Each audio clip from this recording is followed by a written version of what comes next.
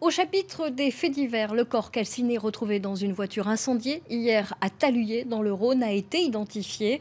C'est celui d'une danseuse professionnelle d'une trentaine d'années dont la disparition avait été signalée. Son compagnon est toujours en garde à vue, interrogé dans le cadre d'une enquête pour meurtre. Pagaillés par solidarité, une quinzaine de bénévoles ont embarqué vendredi à Lyon à bord de canoës. Ils rallieront Marseille le 23 juin, journée nationale des blessés de l'armée de terre. Un morceau de bravoure pour rendre hommage aux militaires français qui ne reviennent pas indemnes d'interventions extérieures. Bérangère Bourgeot, Béatrice Tardy. Hardy au Léqueur. Milieu d'étape pour ces kayakistes de circonstance. Ils repartent de Valence, direction Le Pouzin. Allez, donc il nous reste à peu près 22-23 km jusqu'à l'arrivée Le Pouzin. Ensemble, ces soldats pagaient pour la bonne cause, soutenir les blessés de guerre de l'armée de terre. Guéraud n'est pas militaire, atteint de sclérose en plaques, il est le parrain de ce défi.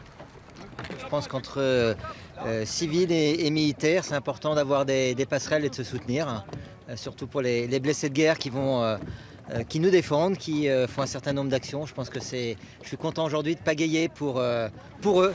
150 participants vont se relayer pour parcourir à la rame les 400 km en 8 étapes et arriver à Marseille le 23 juin, journée d'hommage national des blessés de guerre. À bord des embarcations, des militaires pour la plupart, valides ou blessés.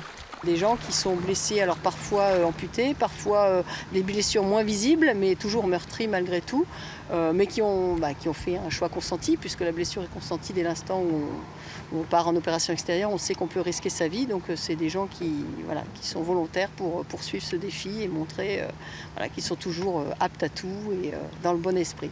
Renaud a été sauvé par son gilet pare-balles en Côte d'Ivoire en 2004 et malgré ses blessures, il a pu rester dans l'armée. Il s'associe à cette démarche car outre le défi physique, ce raid doit permettre de récolter des dons en faveur des familles de militaires blessés. Les familles, parfois elles ont besoin d'aide, ça peut être juste pour avoir un billet d'avion pour aller voir le blessé de la famille ou autre, ou pour des prothèses ou autre, et les blessés ont besoin d'argent, donc c'est important de participer et de faire des dons.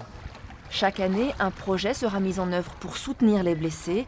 Samedi, alors que les kayakistes boucleront leur périple, une course sera organisée à Lyon, au parc de la Tête d'Or.